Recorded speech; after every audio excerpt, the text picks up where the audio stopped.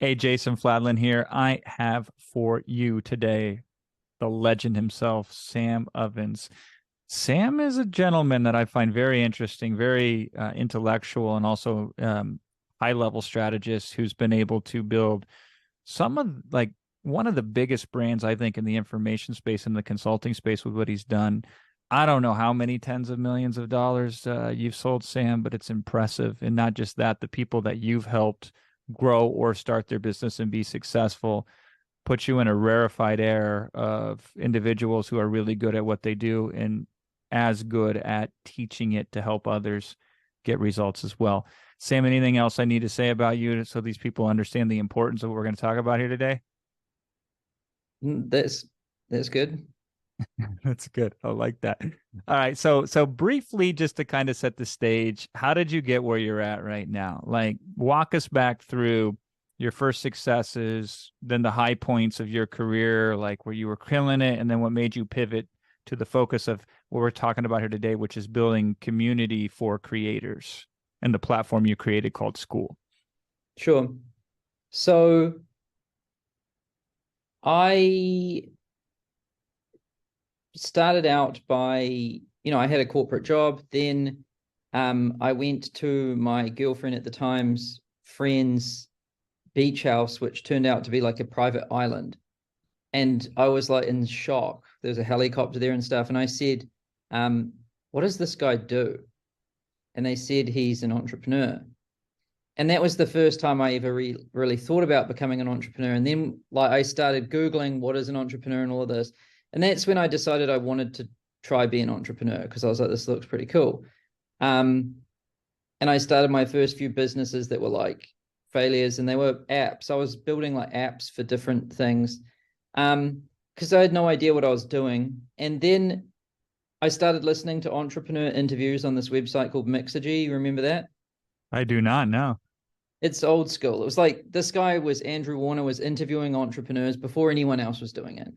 Um, and I would just listen to these interviews with entrepreneurs. And then this one guy came on, and his name was like Dane Maxwell. You heard of him? I have, yeah. Yeah. And he was talking about how he started his software company. And then he said that he was going to start a course with a group of people, and he was going to teach them how to start a software company. And I enrolled in that. And that course took me from knowing nothing and just like having no idea what I was doing to like actually having some kind of framework to follow.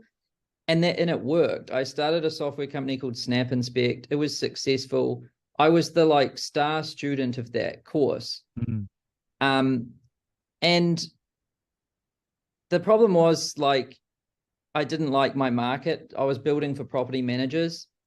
And because I was like the star student of that course, a lot of the members of that course wanted to know like how I did it. And I started coaching them one-on-one, like just selling 6 1-hour Skype calls for $1,000. Um, and they started to get some good success. And then I noticed I was repeating myself a lot. So I figured, this could probably be a course. And so I made a course just because I sold all the time I possibly could on Skype. And I launched that course to my little email list, which was only 3,000 people back then. And it made 300 grand. Mhm. Um, and I was like shocked.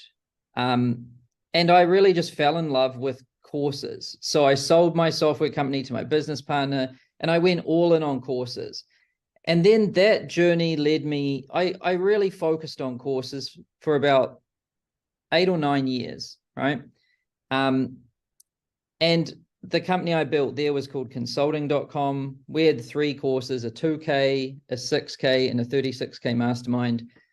And at the peak of that, we scaled it to about $36 million a year. Um, and then, along that journey, I realized that the tools I was using were frustrating, like Kajabi and these other tools, Facebook groups, right? Um, and I realized that, courses had started as just like a static content experience. Like you would buy access to it and you would get videos, basically. But the internet changed and social networking, was invented. And that thread was kind of woven into this thing. And course creators were starting to add their customers or students into like a Facebook group.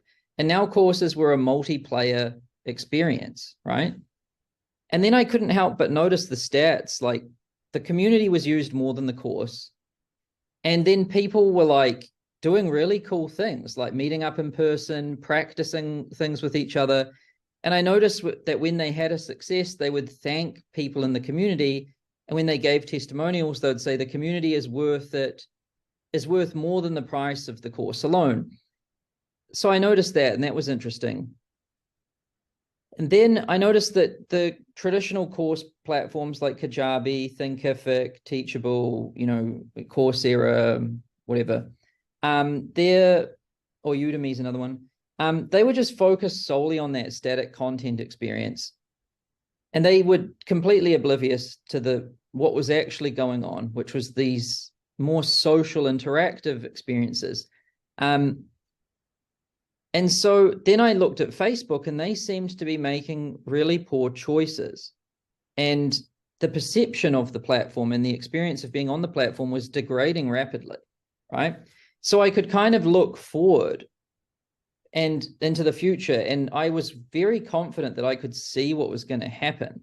Like the course platform providers wouldn't build community, and the community provider, which was like Facebook groups, would get worse and worse and worse, to the point that there would be this gap in the market for this platform where someone would combine community and courses together. Basically the perfect combination of like a Facebook group and a Kajabi content portal together. And I was pretty confident that that would be the case. So I decided, this was about 3.5 years ago now, I decided to just go all in and like start school. And then, building it was really hard. So that's why I started building it 3.5 years ago. And now today here we are, and school's a real thing, and people are using it for what we're talking about. Wow. And we're in 2023 at the time of this recording. So just to put in context, you had said something to me on our last conversation that we had in private where you were showing me different communities as examples. Can you talk about that, on how kind of the economics in the market has changed over the years in terms of opportunity?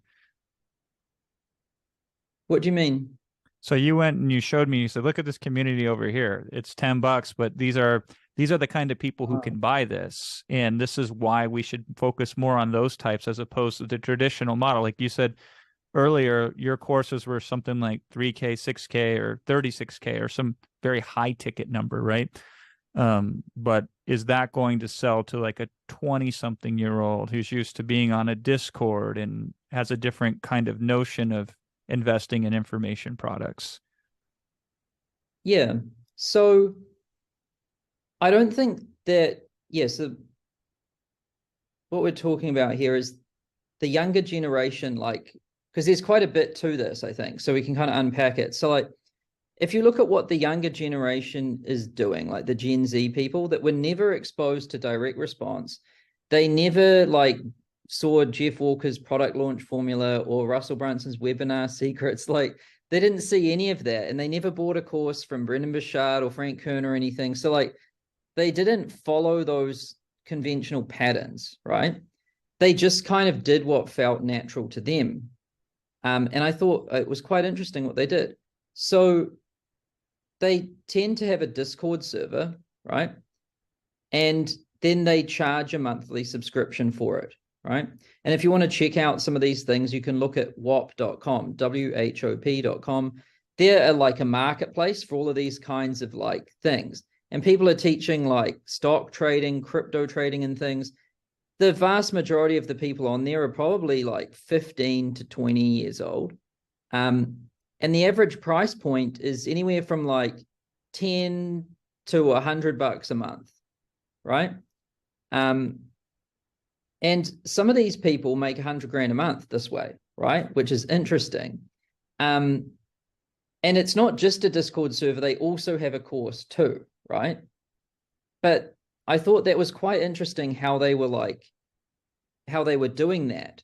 They thought about the community first, and it's mostly you're buying access to the community, and then there's also some content. Whereas the older school people, they are more like all about the content, and then the community was like an afterthought. But also the business model changes when you focus on community first. It's like subscription makes perfect sense because it's a membership. And I think the problem with selling static content the way we've done it traditionally is that everyone wishes they had monthly recurring revenue, right? But there was no good way to charge a monthly recurring price for static content. It just didn't make sense. A mastermind makes sense for recurring because it has events and calls and things, right? But a course doesn't. But when you frame it the other way, like it's the community and there's also course content, it does make sense. So yeah, that's something I found really interesting. And I think that kind of style is more the future, to be honest. However, that doesn't mean that like selling high ticket is going anywhere, right? Like high ticket is perfect for B2B, right? Selling a 36K mastermind or like a 6K high ticket program with a phone call or something, that isn't going anywhere. That's still the best model, right? The problem is that you just, if you're starting out, you can't charge 6 or 25 grand for something. It's a huge jump. Plus you've got to do sales calls and shit. And like, people don't want to do those. So really, for the mass market, I think this is the new way, the community first charging a monthly subscription. And for the people that are already doing high ticket, I think the low ticket subscription community is the perfect front end. Because if you could just build a funnel that took paid traffic and turned it into a paid monthly subscriber, and it could break even on month one, right? So it's self-liquidating the ads. And then that's your new email list in a way. But it's way more interactive than an email list. It's like they can talk to each other, they can consume content, and now you've got a paid member instead of just a lead. You know what I mean? And Totally. then they can start to level up through your high ticket stuff. Yeah. Yeah. So for established businesses, putting a membership on the front end just makes so much sense because it will feed the back end. For somebody who's starting out, creating the community as the tip of the spear, so to speak. And then if they want to later on, they could then graduate themselves to selling a 6K or even a higher ticket thing on the back end once they have a rocking community. But even if they don't, the lifetime value of the customer is much higher because they're paying over and over again each and every single month, as opposed to just trying to sell them one thing at a time. Exactly. Yeah, and I think the community is the perfect way to start because you don't really know what to make in the beginning if you're a beginner, right? And if you're just sitting there looking at like PowerPoint or Keynote thinking like, how can I make a course? It's really hard. And so by just getting people in a community, and that community could just be free, right? If someone's a total beginner, step one is to figure out like, what is your niche? And then step two is like, how can you talk to people in that niche and see what they need? And so just getting like 5-10 people into a community for free, and then just starting to interact with them, trying to help them, you'll start to figure out what they want. You can start to create that content piece by piece and see how they react to it. And you can sort of start to build out, enough content in there as you're interacting with these people. And if they start to have some kind of success, then you've got like the concept, the proof of concept for something that you could charge money for. And then you could charge money for the new members that come in. And then you keep making it better. You get more case studies and testimonials. And then when a lot of your customers have had a lot of success and if they've like made more money than what they paid you, then their natural instinct is to want to go to another level. And that's when you add on your next thing, right? And so naturally you'll still end up in the same spot with like a mastermind, I think, and a higher ticket thing, and right. It's just, how do you get there from zero, right? Mm. So what are mistakes most people make who are trying to do community right now? They don't, I mean, probably the number one mistake is they don't even know who their community's for. Right. I think a lot of people, they get an idea like, I want to do a community, but about what, for who, like these really basic questions. Um, so just clearly defining who is this thing for, and then getting just those people and not anyone. I think people from social media have this natural instinct to think bigger is better. And so like they just try to get anyone in there. But Mm, community, it's more about like the intimacy and the culture and the relationships and quality. It's more of a quality than quantity game. So, define who it's for and be strict about only getting those people in. And then figure out like what they need and how this community can serve those needs, right? A perfect example of this is this guy has this dentist community. There's like 60,000 dentists in there, and you have to be a practicing dentist to get in, and they actually check, right? License, practice, everything. And in there, they only talk about patients and the different procedures. So like they might share x-rays, and then they say like, I've got this case, I'm stumped, I don't know what to do here. Has anyone else seen something like this? And then the other dentists, share their knowledge. There's nowhere else in the world where you can find 60,000 dentists together collaborating, right? And so it grows purely by word of mouth. And it's extremely engaged. And it's the quality of the content is so high that a few dentist schools in America have made it part of their certified curriculum. So how that's very just well defined, and it's not just a community for anyone to talk about anything, right? It's like very specific. And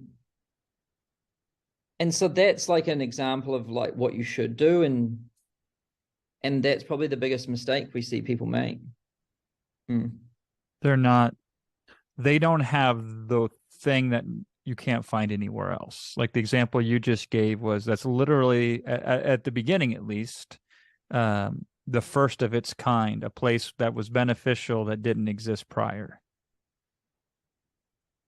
Yeah, well, I think in the past, maybe there was plenty of communities, but they might have been, just the people didn't care about them very much. They were loose about who could get in. Mm. So some people get in and they start spamming, or they weren't specific about what the community was for. Like, this isn't for discussing accounting or real estate or even like hiring, or it's only for the actual cases, right? Right. So they just did a good job of knowing who it's for and like how it should be used. And then with time it got bigger, and then it became something you couldn't get anywhere else, right? That makes sense. So at the beginning, it was very clearly defined, extremely so, right? And it was enforced. So not only was it clearly defined, it was supported in action and in communication to the audience. How do we go about finding that for the communities we want to create? What do you recommend there? Well, I think the reason why that community existed was because it was very pure. Like, the guy who started it was a dentist, and that was his problem. He wanted like a library of Alexandria kind of dental cases. And so he made what he wanted, and he was passionate about it. And so it worked. So I think it's very important to just think about like what is your niche and who are the people you want to help and what is something you care about deeply, and then figuring out exactly what they need, which might be a bit blurry in the beginning, right? But you will figure that out. Like maybe they need help finding um maybe they need help finding a content person, or maybe they need help hiring a media buyer or a copywriter. Like maybe it's actually they need to find someone that can help them find someone for their role, for their company. That's kind of like Cole Gordon, right? He helps Yep. you get a closer.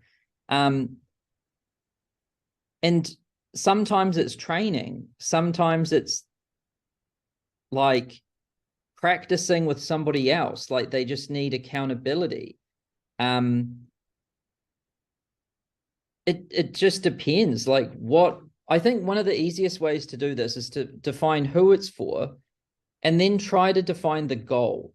Like, how do you know if these members have been successful in here? Like, what is some objective point that they could reach in their life or in their business that would make this a success?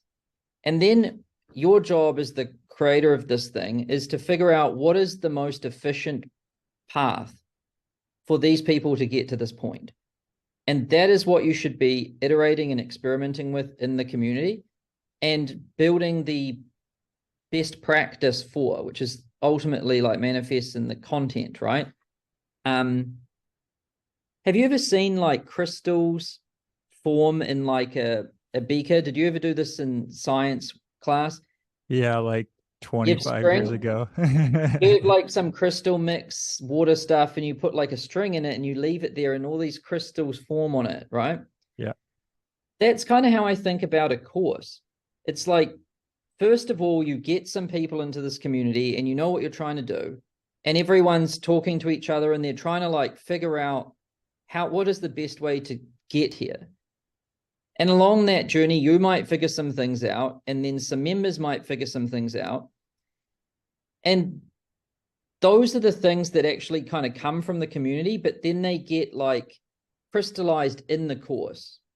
Does Hmm. that make sense? So the course is like the crystals that are found in all of this experimentation. And then someone new that comes in just has the documentation to get to where everyone in the community is real fast. Yeah, you kind of formalize what comes out of the community that you know is great, that organically developed, and then you can take that and make that a relic, if you will, or something of a reference for new members that are coming in, as well as a useful thing for existing members to review. Yeah, exactly. Um, what are some of the reasons you think people that want to start a community beyond what we talked about, but still don't? Are they afraid that it's going to consume too much of their time? What are the issues you see that people are resistant, even though they know they start a community that they still haven't yet? Um, I honestly think it's a lack of good examples. Hmm. So, until you've seen it done and experienced it, right? Then you don't believe and you don't have something to model. And I think that's where it is right now. But like a lot of people want to start a community, but they don't really know how to do it. Um, so I would honestly say it's a lack of examples and a lack of actual education, which is kind of funny for me because I've come from the course world where like all I did was teach people how to do stuff. And now I would say the number one problem of our customers is they don't know what to do. Mm. And so they're just trying all kinds of things. And some people are stumbling on really good stuff, but it hasn't been like clearly documented and distributed to everyone. Um, yeah. Yeah, that makes sense. Are there some other examples then that you can offer us that would inspire us to see really how ripe this opportunity is? Yeah, well, it totally depends like what your goal is for it, right? Because you shouldn't just start a community for no reason. I mean, if you're a beginner, I think, you need to, it's very hard if you're a beginner to just make a course on something and make money from it, right? Because what are you going to teach for who, right? So really it's like it's discovery and product development for people that want to get into the info game. Like you need to find a niche and you need to find a problem and you need to find a good solution that works that people are willing to pay money for, right? And I think the best way to do that is to just make a community and start getting those people in and start collaborating with them. The way we built school was like this. Like we've got a community called School Community. You can see it at school.com/community. We had this community live after a few months, and we just put people in it and we got them to use school, and then on school tell us how we could make school better. And then we would make school better and tell them, and then they would give us feedback, and we were just iterating like that. And I honestly can't imagine building school without that feedback loop, right? People are telling me their problems and what they want. I'm listening to all of them and I'm trying to filter them and prioritize them and then execute them. And then I tell them that I did it, and then they give me feedback again. And we just keep going through these cycles like this, and it gets better and better and better. And you also build trust with these people because they know you're listening. And so I honestly can't imagine any other way for building something. It's like, it makes life so much easier. You never wonder, what do people want? The problem is always, how can I do this? How can I give people what they want as fast as possible? Like, that's the only problem I have. And so anyone can have that, honestly. Wow. And then I think that is a natural like marketing and growth mechanism too, because once you've got, once people have that experience, they tell other people about it too. They're like, this guy listens, he makes things better, and he's clearly passionate about this, right? And so that's very attractive. Now I'm building a platform here, but you could use this exact same kind of method to build anything, like a course, a community. And I think it can start free. We started this school community, and school was free in the beginning. And then we made it better, better, better, better. It took us about 2.5 years before it was good enough that we thought we could charge money for it. And then we charged money for it. So like, this is what I'm saying for beginners. You can start with something free because all you want in the beginning is someone to tell you their problems so that you can help them, basically. And you don't want to, when you don't have a huge amount of solutions, it doesn't really make sense for someone to pay. And you don't want someone to pay necessarily, because the most valuable thing to you is people telling you their problems. You don't want to gate that. And so, that's how I would start. Because I think that's the biggest problem for people wanting to get into this space, right? The space is pretty awesome once you get into it. Like, I've never seen anywhere else that you can make $1 million a year so easily. And but the hard part is like, how do you start from zero? And so I think this is a great way to do that. Does that make sense? Yeah, what I'm hearing, Sam, is I could be a beginner and not even necessarily know specifically how I could help an audience or a market segment, but I can make a very attractive invitation. Hey, I'm starting this community. Here's our focus. Here's specifically what we're trying to accomplish. Here's how we're going to try to go about doing it. You want to be a part of it. The initial barrier of entry is free. They join it, and then you try to serve as best as you possibly can. And that will be reciprocated by those you're serving. If it's not on the point, they'll tell you to make it on the point. Once it's on the point, they will be grateful for you, which will not only allow them to perhaps stimulate word of mouth immediately, it allows you to have more confidence yourself in going out there and getting more users to join your community. And then once it hits a point where you know the value is there, then you can start charging for it. It's a lot different than the model of, I hope I get it right. You pay me money, and then let's see if I in fact got it right or not, which is very scary for a lot of people and stops them from ever starting.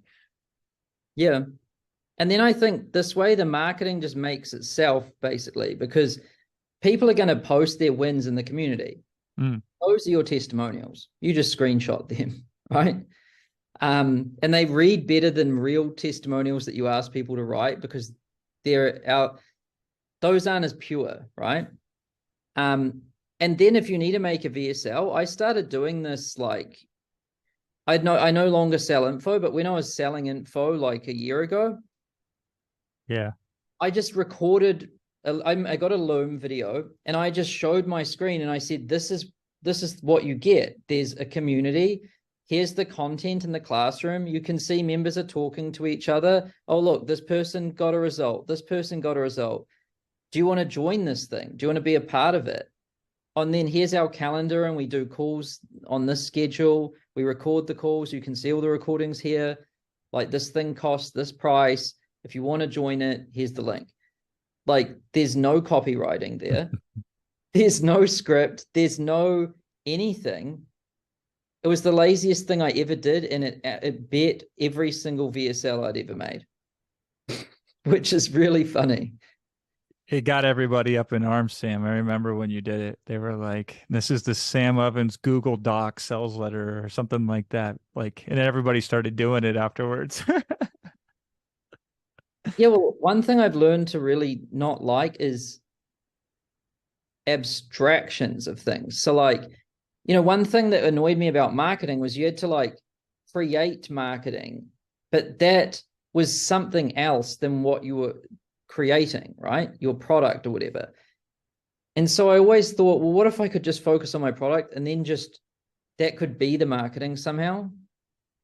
And I think that makes it way easier to do, and you never have to think about copywriting, or I hate Keynote and PowerPoint. I never want to see those things ever again. I also don't want to edit any videos. I want to do it first take, right? I just want it to be effortless so that I can just focus on the core problem that my audience has. And the better I solve that, the better my business does. And yeah. And community lends itself most easily to have this raw, unrefined, not needed to be refined marketing as a byproduct of the community. Yeah. Yeah, it's just very real.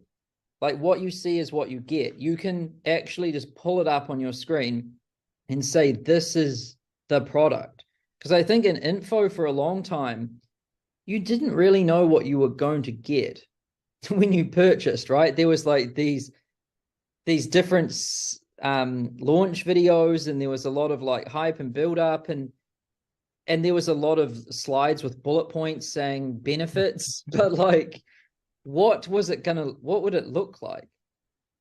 You didn't know really. It still worked, but turns out if you just make the thing and it's cool, like, you can just show it, and then the testimonials are kind of naturally built in there because they're just posts, right?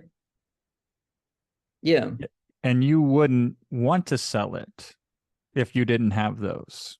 So the community really tells you when you should sell it and what the value of it is, as opposed to you trying to guess on your own, especially for new products, right? Who have been unproven. It's very scary.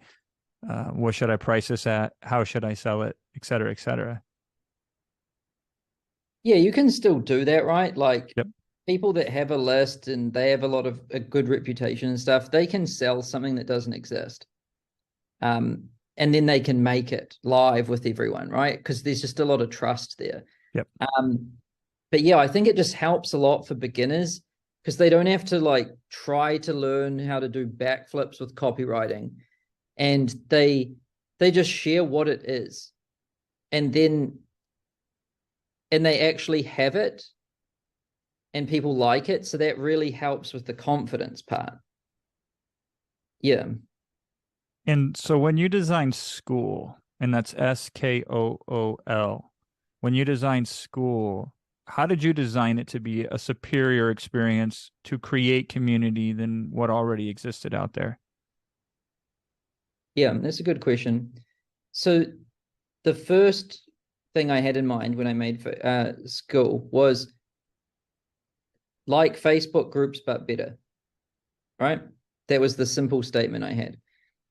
So how would we know if we achieved that? Well, someone would have a Facebook group and they would move it to School, and the engagement would be better, and them as the owner and their members should think the experience is better, right? So that was what I was trying to do. And so, we started with the most simple things first. Well, you need to create a group. Then there needs to be profiles of users. Then there needs to be group membership. And then there needs to be posts, and posts show in a feed. And then posts have comments. Posts and comments have likes. You can add images, and then you can add videos. And then, there's notifications, and then there's search, and then there's DMs. And, there's a lot to Facebook groups, right? So like, this is why it took so long. It's like, we didn't build everything Facebook did, because I think that's part of the reason why Facebook isn't very good, is it's doing way too many things. It's way too messy and noisy. But we were trying to figure out what are the things that matter. And then what things do they do perfectly? And then obviously we'll do that. But where can we improve on what they do, right?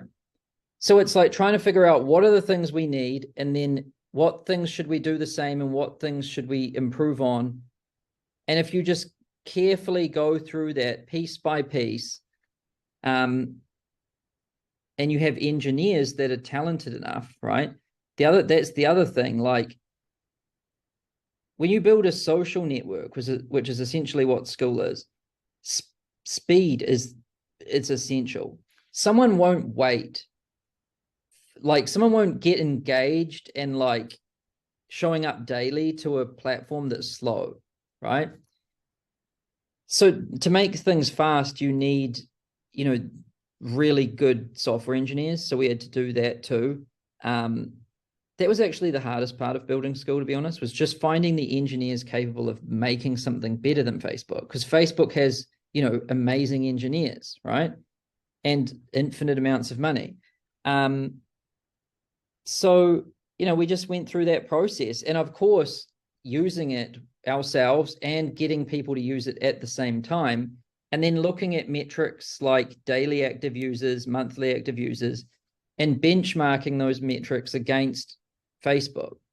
So that, yeah, and then just using a lot of like feeling. So, what does it feel like to use? That's really important. Because something has to be fast. It has to also meet all of the like objective requirements. Like, it has all the features. It needs to be intuitive. People have no time for instructions or training when it comes to a platform like this. And it needs to feel good. And that part's hard. And just honestly, how that looked really is just me staring at the screen every day and thinking about it every hour for years. Yeah. To the point you shut down consulting.com, closed a very lucrative mastermind just to focus completely on School. Yeah. What are some of your biggest insights that you've had of because you've been iterating with the community and thinking deeply on this? Like, what were some of your biggest aha moments as you went through this process?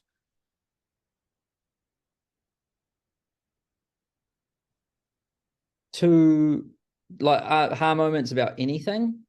Yeah, like so you said I'm assuming you had a hypothesis. This is what the community is going to look like. This is what school's going to operate on. And then you put it out there and tested it. And certain things I'm sure worked well, other things didn't work so well. So like speed of load is probably like one of the ahas. When it comes to the community itself, what did your community members want from you that you weren't expecting in terms of the what would be valuable to them? Hmm. Um, so something that was surprising. Or just like you're like, huh, I didn't think this was as important as it seems to be now that the community's constantly telling me it's important.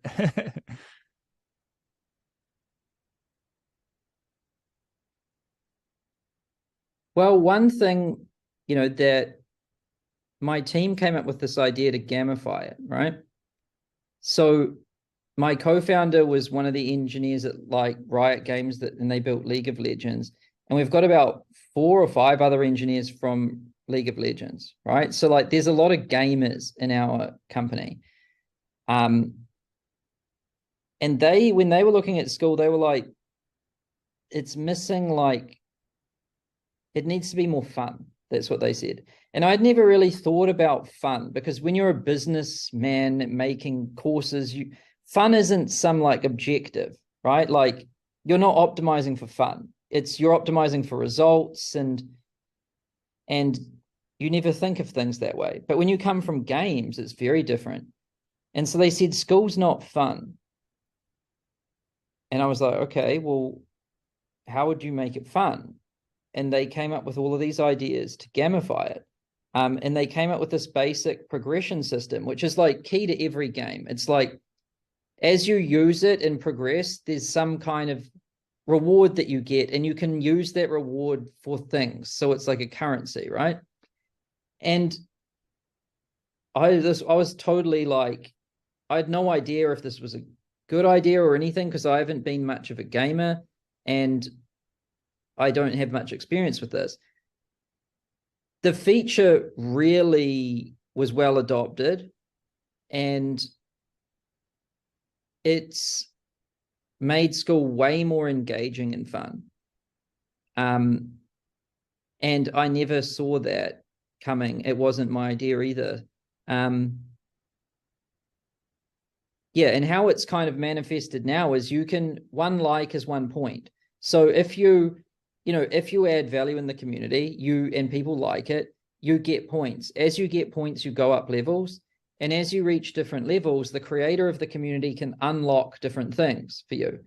So you could unlock a course or you could unlock access to a calendar event. And you can basically incentivize engagement. And so one thing I was really surprised to see is that some people were saying, I only really was engaging to try to get points so I could unlock this thing. But in the process, I met some really amazing people and I've made some friends, and I don't think I would have met them if it wasn't for this. Yeah. So that was probably the most surprising thing.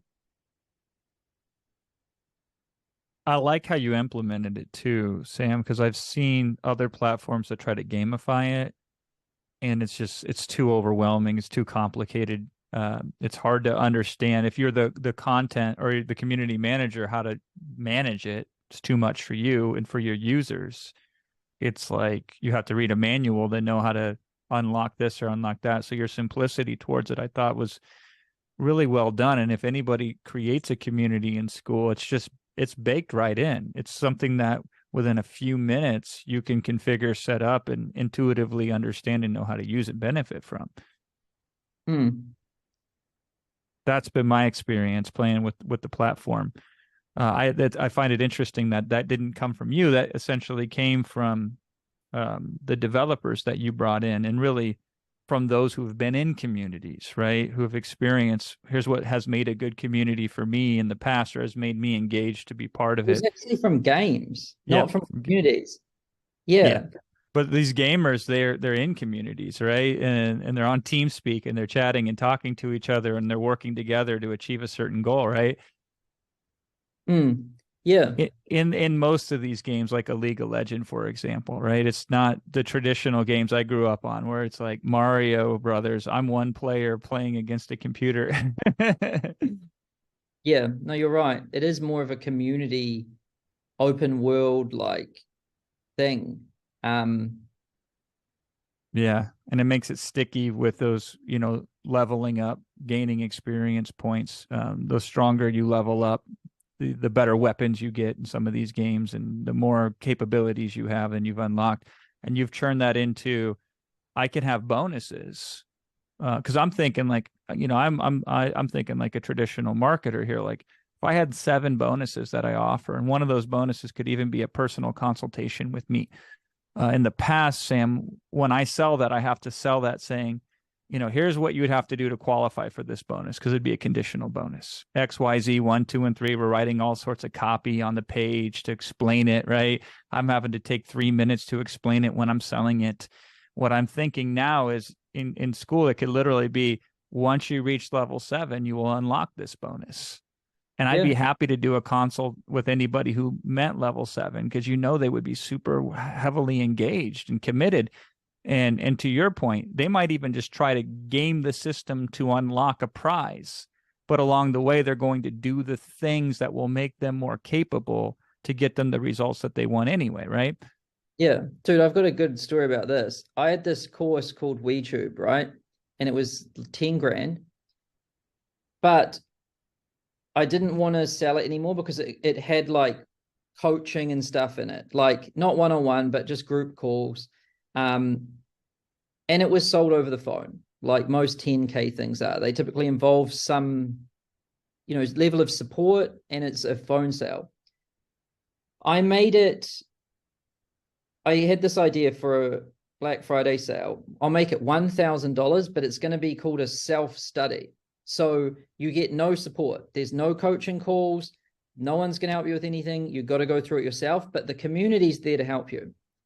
Hmm. Then at the last minute, I thought, hey, to incentivize people to help each other, I'm going to take the latest Quantum Mastermind recording, which I'd already done, which is the 36K Mastermind. I put that in, I think, at level 7. And so you could unlock it if you got to level 7.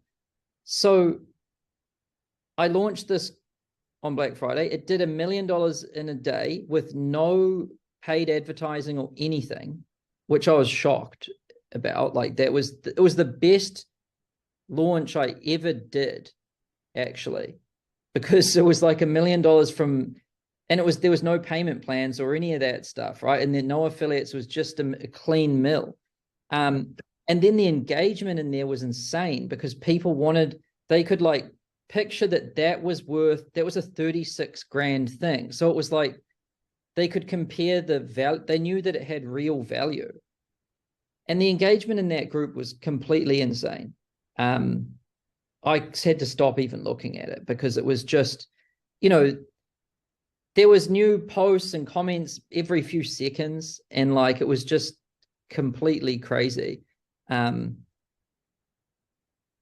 so I think a lot of people that have assets that they're doing nothing with, like if you've got a mastermind and you record it, you could take an event or parts of that event, not even a whole day, or it could just be the part on YouTube ads or the part on whatever, and you could add that as a bonus. It's work you've already done that isn't going to cannibalize the sales of the actual product because it's just a part of it. And it's actually the thing that the lower tier customers want the most, because and it gives them a taste of that. So then a lot of people that saw that wanted to buy the mastermind. It was like so perfect. It was kind of crazy. And yeah, that's also an option that people can do. If they've got a higher ticket thing, they can make it a self-study and then let the community do it, right? There's so many cool things you can do when you use incentives. That's brilliant. Yeah, I'm sitting there thinking right now for my book, right? Like my goal with the book, I don't make any money off the book because it's, $10 on Kindle. But if I could get people to buy the book, go through and support each other in a community, that would lead to natural back end sales of my other stuff. But it would also, most important to me, get more people actually consuming the book. And they'd be leaving reviews then and all that other good stuff. by putting some sort of, if they get in this community and they hit a certain level based on their interaction, then they'll unlock some other thing I have over here, and I have 100 different things over here that I could put at the end of that rainbow. Oh, that's What's the very book? fascinating. What's the book about? So it's about webinars. It's called One to Many. So one cool thing you could do, I've talked to like documentary filmmakers and stuff. They have like, big Netflix documentaries, and they say that people watch the documentary and they get all amped up and excited, but then they don't do anything, right? And they want to change that. So they want to start putting call to actions at the end of their documentaries to join a movement. And then once they're in there, like, what do they do? This one documentary thing it's about veganism. And I said, well, give them a grocery list, right? Like, where do you start if you want to become a vegan? Like, I don't know, I'm not a vegan, but maybe it's groceries. Maybe it's a buddy that you can talk to each week to see what recipes they've found, what they're eating, how they're feeling, right? Like, what are the next steps after the book to actually make change? Yep. You know what I mean? And then that's what they should join and start doing and posting about in the community. It's like they're executing the key things from the book in real life and sharing their actions and meeting each other and forming bonds and basically creating like a movement, essentially. And that can be incentivized by, clippings from your mastermind or an interview you do with a successful person or whatever.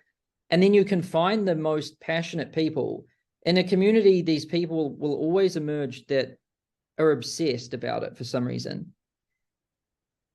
Make those people like the leaders of the community so that it's not all on you, and they will help run everything, and they'll organize local meetups. They'll do all of that stuff. Yeah, I've seen the breakdowns. Like 2% of any community is going to contribute like 50% of the total community output, right? And those you want those, and so those are the ones that will take it and unburden you from it and make it better than you could, because any one individual is not going to be able to do it anyway. So these will emerge, and then these become your biggest advocates. These become the ones that allow you to scale. And that's the other thing. That's exactly right. But that's the other misconception people have about community is they think everyone needs to be engaging all the time, right? If you look at most of the internet is like less than 1% of people make the stuff, and 99.9% of people just consume, right? And it works great. YouTube, I don't know the numbers exactly, but this will be rough. There might be like 50 million YouTube channels, but there's 2 billion monthly active users. Yep. Right. Yeah, Reddit's like that too, right? For every one person who posts or comments, I think there's 98% of people who never post or comment. They just read and browse. And there's nothing wrong with that, right? In fact, it would be kind of bad if everyone felt compelled to post, because it would just be chaos. So you only really need like 3 true regulars. That's, if 3 people show up daily, are passionate and having interesting conversations, the community will always look alive no matter when someone visits it. There will always be new quality content and new stuff to look at and quality interactions, right? So that's why I said it's like quality, not quantity. You really just want to, when these people emerge, you want to really like reward them, make them feel special. Like, we send merch to people all the time for free. And then we kind of talk to them on Zoom and let them be a part of building this platform too, because they're so passionate about it. We want to co-create with them. And we listen to what they say, like, a lot. And then we even invite them to come visit our office and come hang out here with the team. One guy spent 2 weeks here recently. He had originally booked for 1, but he was loving it so much he extended it for another week. And he paid for the flights. He paid for everything, right? He's so passionate about school that he wants to just be here. Like, he was working on his stuff here, right? Like, we didn't have to try to entertain him or anything. Like, he just wanted to kind of bathe in the energy kind of thing.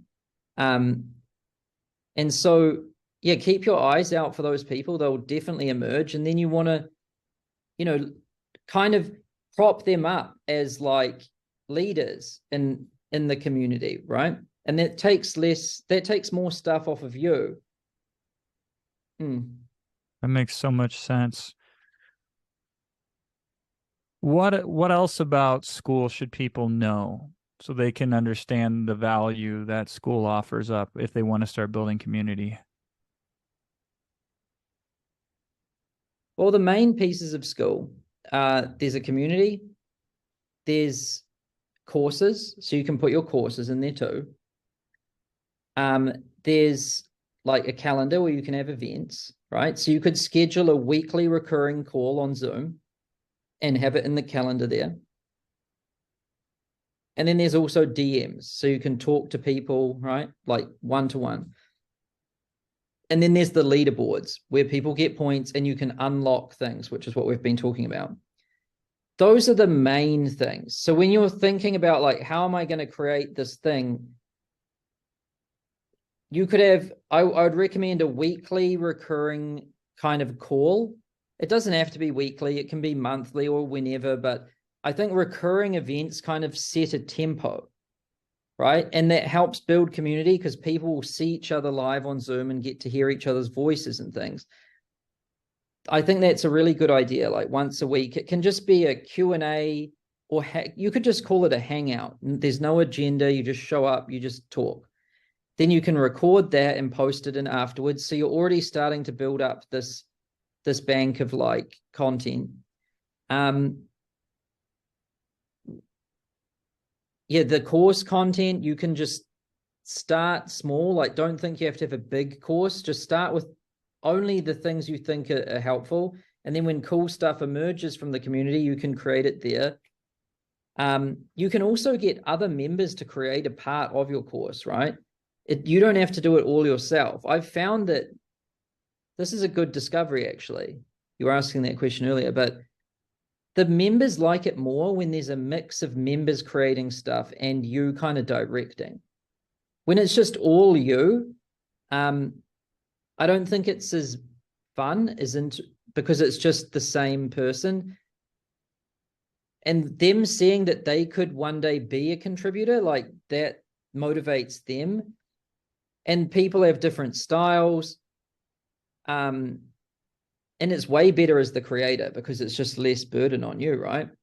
And those are the basics, honestly. And then obviously I'm repeating this, but the most fundamental thing is who is it for and what are you guys going to do in there? Without the answer to both of those questions, the other stuff doesn't matter, really. So what I've noticed with your stuff, Sam, is like we take a Kajabi or any of these other platforms that you would put content into. So I'm going to create a course, video course, whatever, publish it somewhere, right? First of all, they're pretty expensive compared to the pricing of school. Secondly, though, for most of the customers that I've seen go through those platforms, they don't end up finishing their products because they're too complicated. Like there's too many configurations. There's too many ways in which you got to learn how to put the content here, there, or wherever. What I noticed with school, tell me if I'm overstating this. I think anybody could easily, frictionlessly put their course materials in there without having to even really watch a video. It's pretty intuitive, right? Yeah.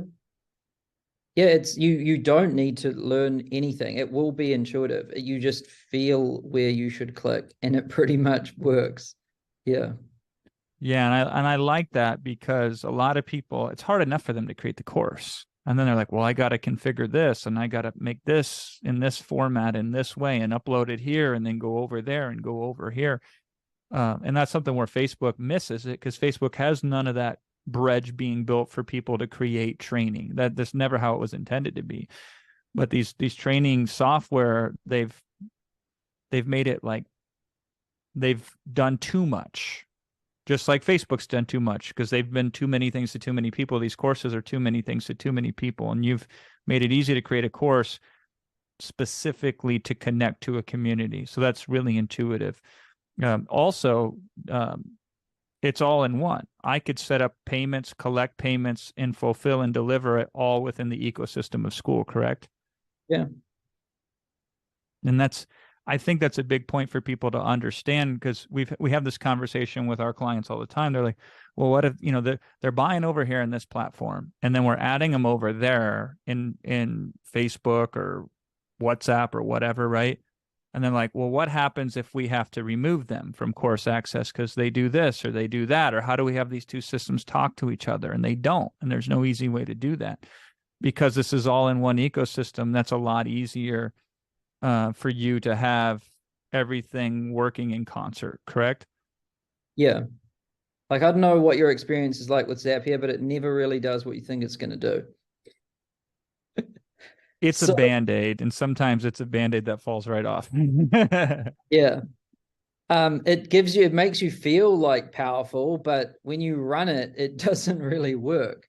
And yeah, we just tried to put everything together so you don't have to connect any zaps. There's no API. I thought the thing I had in my mind is, how could we make it like Airbnb, right? Anyone can just be like, I want to make money with my house. They just go on there, it guides them through, then they get customers and money goes into their bank account, right? They don't need to do anything. There's no merchant, there's no Stripe, there's no landing pages or funnels, there's none of that. It's just easy. Yeah, that's what we want to do. Yep. And I think you've done a really good job. So I recommend anybody who wants to set up community, I recommend School to them. I recommend School to you listening right now. And I think it's perfect too, because it's not just community. Although you could completely run it only as a community, it allows you to also use it in combination with coaching or anything digital or information related in your business. And so it's very exponential when you connect those two together. Any last thoughts on community, school, or just business online in this day and age in general, Sam?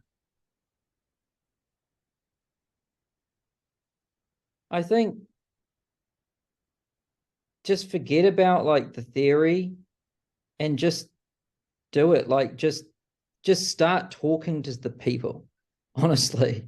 Like, and then everything just comes from there. Everything seems so overwhelming until you just start talking to people. Like, I think even myself, like I sat in a room just by myself trying to figure everything out in my head, or by reading articles or something. And I wasted a lot of energy and I went through a lot of pain trying to build things that way. And now, things are way more collaborative, and I never even have that pain of like, oh, what would someone think of this? Or what does someone want? I just get on Zoom with them and I'm like, what do you think of this? And I just watch their facial expressions. And then I'm like, what problems do you have? And they just tell me. And so like the material I need to be creative, I don't, I just, I find it so much easier to just talk to someone and it just immediately kind of happens. I think that's what people should do, like less passive kind of watching and consuming, and more just interacting with the actual people they're trying to serve. Brilliant. School.com, SKOOL.com. If you want to know more, Sam, appreciate it. Thank you very much for your time today. Thanks. All right. I'm going to